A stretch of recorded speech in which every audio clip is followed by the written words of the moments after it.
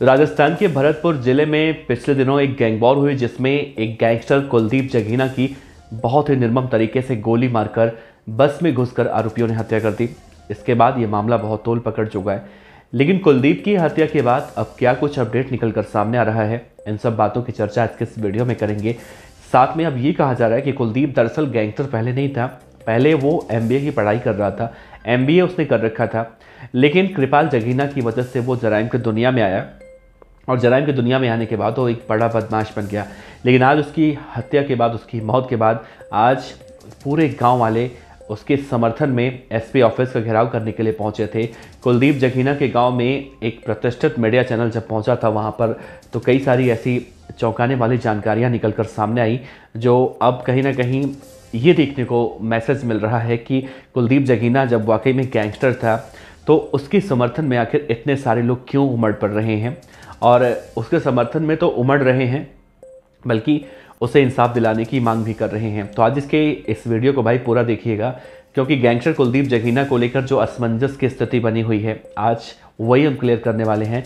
और पिछले हम 12 जुलाई से इस खबर को लगातार कवर कर रहे हैं। कुलदीप जगीना कौन था, कृपाल जगीना कौन था, इन दोनों के बीच में दुश्मनी कैसे हुई, एक एक बातें हमने आपसे साझा की। आगे की वो बातें हम आपको बताएंगे जो अब सच्चाई है, जो कुलदीप जगीना की माँ, बहन, उसके घर वाले उसके बारे में बता रही हैं। इसमें कृपाल जगीना का क्या रोल रहा है, सब कुछ बताएंगे। तो भाई आपसे रिक्वेस्ट है, अगर आप कुलदीप जगीना के बारे में जानना चाहते हैं तो ज़रूर इस वीडियो को पूरा तक देखिएगा। वैसे राजस्थान में अपराध की दुनिया में देखने को मिलता है कि गैंगस्टर एक से बढ़कर एक हैं, और कई बार ये भी खबरें सामने आती है कि पुलिस प्रशासन इन गैंगस्टरों पर कार्रवाई करने के लिए इन पर प्रहार भी करती है। लेकिन इस बार पुलिस प्रशासन का प्रहार नहीं है, इस बार विरोधी गैंग का प्रहार है, जिसे हम गैंग वॉर कहते हैं आम बोलचाल में।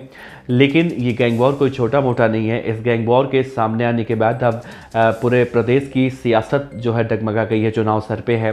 क्या कुलदीप जगीना की हत्या गैंग वॉर में जिस तरह से हुई है भाई, तो उसके बाद अब क्या कुछ बदलने वाला है राजस्थान के अंदर इस चुनाव में?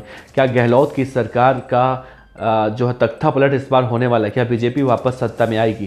क्योंकि पूर्व मुख्यमंत्री वसुंधरा राजे भी इस पूरे मामले में कूद चुकी हैं। तो आइए आपको शुरू से विस्तार से बताते हैं इस पूरे कुलदीप जगीना गैंग वॉर की कहानी। साथ में उसके पिता के बारे में बताएंगे, कृपाल जगीना के बारे में बताएंगे, मौजूदा वक्त में क्या कुछ हो रहा है, उन सब बातों की भी चर्चा करेंगे। तो एक बार फिर से रिक्वेस्ट करते हैं, वीडियो के अंत तक बने रहिएगा। दरअसल जयपुर भरतपुर हाईवे पर अमोली टोल प्लाजा पर हुए कुलदीप जगीना हत्याकांड में खुलासा हुआ है कि वो शूटर एक दिन पहले ही जयपुर पहुंच गए थे उसे मारने। रात को जयपुर के एक होटल में रुके हुए थे। हत्याकांड को 6 दिन हो गए हैं, लेकिन भरतपुर का जो जगीना गांव है 6 दिन के बाद भी गोलियों की आवाज़ से थर्राया हुआ है और सहमा हुआ है। जब मीडिया रिपोर्ट की टीम वहां पर पहुंचती है, रास्ते में गलियां सुनसान दिखती हैं, गलियों में सन्नाटे पसरे हुए हैं, ना अस्पताल में कोई दिखाई दे रहा है, ना गांव के बैंक में। उस समय गांव के लोगों की बिजली जो है कटौती थी, इसके बावजूद कोई घर से बाहर नहीं निकल रहा है। गाँव में कृपाल जगीना के घर के पास से वहाँ से जब लोग गुजर रहे हैं तो वहाँ पर ताला लगा हुआ है। कुलदीप जगीना की मौत के बाद से कृपाल के घर की महिलाएं भी वहां से चली गई हैं। थोड़ा आगे चल के देखा जा रहा है तो एक घर के बाहर बुजुर्ग बैठे हुए थे, उनसे जब पूछताछ की गई तो उन्होंने गलियों के सुनसान होने का वजह बताया कि कुलदीप की हत्या हुई है, इसीलिए आपसे दुश्मनी चल रही थी, जगीना गांव में बदनाम हो गया है। आज दोनों के विवाद के बारे में जब पूछा गया तो चुप हो गए। इस दौरान वहाँ भैंसों को लेकर गुजर रहे एक बुजुर्ग को रोककर मीडियाकर्मी सवाल पूछते हैं तो कहते हैं हमें कुछ नहीं पता। दोबारा पूछा जाता है कि कुलदीप का घर आगे है, बताते हैं, वहाँ चले जाओ। थोड़ा आगे चलने पर सामने एक सफ़ेद मकान दिखाई देता है, ये कुलदीप का घर है। कुलदीप के घर के बाहर हथियारों के साथ काफ़ी संख्या में पुलिस वाले तैनात हैं। पुलिस के जवान वहां से आने जाने वाले हर आदमी पर अपनी पैनी नज़र गड़ाए हुए हैं। घर के बाहर बने बड़े चबूतरे पर बैठक चल रही थी। गांव और परिवार के काफ़ी लोग वहां पर बैठे हुए थे।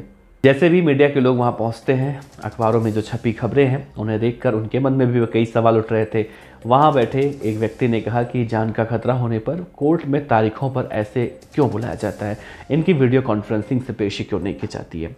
वहाँ पर कुछ लोग पुलिस की आंखों में मिर्च डालने की बात पर भी सवाल उठा रहे हैं कि भाई कैसे कोई पुलिस की आंखों में मिर्च डाल देता है। दरअसल घटना में पुलिस के कुछ कर्मचारियों पर भी मिलीभगत का आरोप लग रहा था। घर के अंदर एक कमरे में जब मीडियाकर्मी पहुंचते हैं, देखते हैं कि कुलदीप की मां, बहन, परिवार की अन्य महिलाएं वहां बैठी हुई थी। चीख पुकार मची हुई थी। घर पर बैठी महिलाएं पुलिस और प्रशासन को कोस रही थी।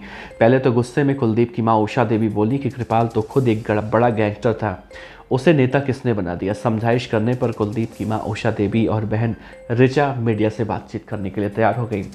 बहन ऋचा ने कहा कि कृपाल की हत्या में पहले पुलिस ने मेरे पापा को जबरदस्ती फंसा दिया था, वो घर पर ही थे उस वक्त, उनका कृपाल हत्याकांड से कोई मतलब ही नहीं था। तब सीओ सिटी सतीश वर्मा घर पर आए, पूछताछ करके वापस चले गए। फिर किसी का फोन आया तो लौट कर आ गए और पापा को ज़बरदस्ती अपने साथ लेके। उन्हें तो कुछ भी नहीं आता था। घर में सीसीटीवी कैमरे लगे हुए थे, वो डीवीआर भी अपने साथ ले गए थे। हमने पूछा तो बोले कि डीवीआर को चेक किया जाएगा, वो मेरे पापा की बेगुनाही का एक तरह से असली सबूत था। डीवीआर कोर्ट में पेश नहीं किया गया और पता नहीं वो डीवीआर अब तक कहाँ है। राजनीतिक दबाव में मेरे पापा को पकड़ा गया। अब मेरे इकलौते भाई कुलदीप जगीना को भी प्लान बनाकर उसे मार दिया गया। और भाई पिछले 10 महीनों से जेल में बंद थे। मेरा भाई गलत था तो उसे कोर्ट सजा देती। ऋचा ने यह भी कहा कि बस मैं उन बदमाशों से, जो बदमाश हैं, आतंकवादियों की तरह ताबड़तोड़ गोलियां बरसाई हैं। ऐसा खौफनाक मंजर था कि पता नहीं कितने बेगुनाह मारे जाते। उनकी मौत का जिम्मेदार कौन होता। मेरे भाई की मौत में पुलिस वाले भी जिम्मेदार हैं। बदमाशों ने उस वक्त अंधाधुंध गोलियां चलाई थी, लेकिन किसी भी पुलिस वाले को गोली क्यों नहीं लगी। कुलदीप की हत्या के लिए पहले से हथियार मंगा लिए गए थे। उनकी बहन कह रही हैं रुपयों की व्यवस्था के लिए कुछ दिनों पहले 2 बीघा का खेत भी गिरवी रखा गया था। कृपाल के भाई रविंद्र और उसके बेटे पंकज ने ही कुलदीप के मर्डर का प्लान बनाया था। पंकज को तो पुलिस ने पकड़ लिया है, लेकिन रविंद्र को क्यों नहीं पकड़ रहे हैं। रविंद्र ने पहले भी कई बार परिवार के लोगों को व्हाट्सएप पर कॉल करके धमकी दी है। उन्होंने कहा कि हम रिपोर्ट देते थे तो पुलिस कोई कार्रवाई नहीं करती थी। जेल में कुलदीप से 10 मिनट तक बात हुई थी, इससे ज़्यादा देर तक बात ही नहीं हो पाती थी। हत्या से 2 दिन पहले ही आखिरी बार बात हुई थी। मेरे बेटे ने पहले ही कह दिया था कि कोर्ट में मेरी कोई तारीख नहीं है, फिर भी उसे फर्जी वारंट बनाकर लेकर गए हैं। जेलर ने उससे बोला था कि तुमको जाना होगा। गार्ड ले जाने के लिए बाहर आ गए हैं। मना करने पर भी उसे ज़बरदस्ती लेकर जाया गया था।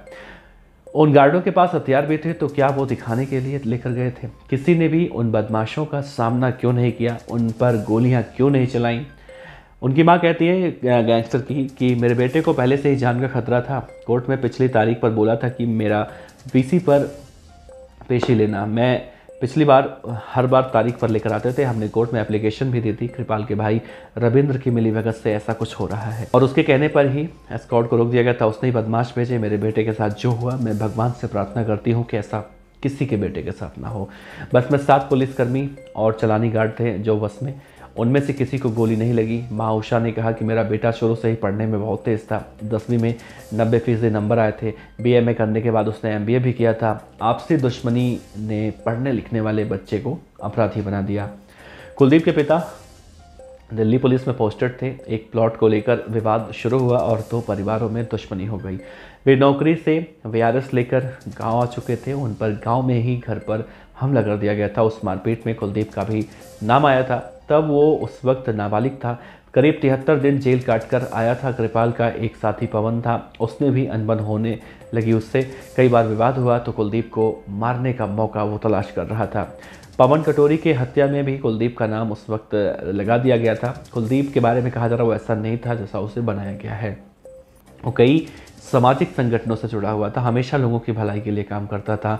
कई गरीब कन्याओं की शादियां भी करवा चुका था। उसके पिता कुंवरजीत सिंह को 2 दिन पहले ही पैरोल मिली है। जेल में ही कुछ महीने पहले उन्हें लकवा मार गया था।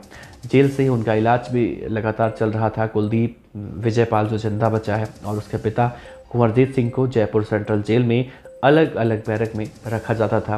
पैरोल मिलने पर परिवार के लोगों ने पहले तो उन्हें घर पर कुछ नहीं बताया था, लेकिन बाद में उन्होंने कुलदीप के बारे में कई बार बात की तो उन्हें मर्डर के बारे में भी बताया गया था। कुलदीप के मर्डर का पता चलते ही वो काफ़ी ज़्यादा परेशान है। उसके पिता विवादों में घिरी पुलिस अब तक 6 बदमाशों को पकड़ चुकी है। अन्य फरार बदमाशों पर 25-25 हज़ार रुपये का इनाम भी घोषित किया गया है। स्पेशल और साइबर टीमों की मदद से लोकेशन सर्च किया जा रहा है। पुलिस का दावा है कि जल्दी ही बदमाश पकड़ में आ जाएंगे। वारदात में शामिल आरोपियों के परिजनों से भी पूछताछ जमकर की जा रही है। कुलदीप और विजयपाल दोनों ही जयपुर की सेंट्रल जेल में बंद थे। उसी जेल में कुलदीप के पिता कुंवरजीत सिंह भी कैद थे। जेल के सुपरिटेंडेंट कहते हैं उन्हें ईमेल मिला था, साथ ही जेल वारंट भी भेजा गया था। दोनों को ले जाने के लिए 7 चालानी गार्ड भेजे गए थे। कुलदीप और विजयपाल के हत्या के लिए बदमाश एक दिन पहले ही जयपुर पहुंच चुके थे। रात को जयपुर के एक होटल में रुके। सुबह चालानी गार्ड कुलदीप और विजयपाल को लेकर जेल से निकले। दोनों को ऑटो रिक्शा से ही सिंधी कैंप बस स्टैंड ले जाया गया था। दोनों बदमाशों ने उस बस का नंबर भी साथियों को मैसेज करके बताया था जिसमें कुलदीप और विजयपाल को लेकर जाया जा रहा था। उसी बस में एक शूटर को चढ़ना था, लेकिन बस आगे निकल गई, इसीलिए वो चढ़ नहीं पाया। दोनों शूटर राहुल और विष्णु बाइक से ही बस के पीछे पीछे फॉलो करते रहे। महुआ के पास विष्णु बस में बैठा। विष्णु बार बार शूटरों को बस की लोकेशन बता रहा था। टोल प्लाजा पर जैसे ही बस आकर रुकी तो पहले स्कॉट कर रही हलेना थाने की पुलिस जीप में ही मिर्च डाला गया था। हैरानी की बात यह है कि जिस हलेना थाने में टोल प्लाजा आता है उसी थाने में ही 2 बदमाशों का पिता पुष्कर सिंह भी पोस्टेड है।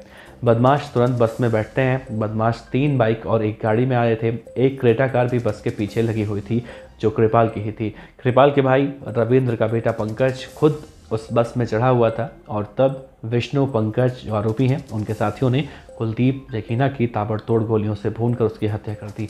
5 मिनट में कई राउंड फायरिंग। बदमाश उसके बाद फरार हुए। फिलहाल पुलिस ने 6 बदमाशों को पकड़ा है।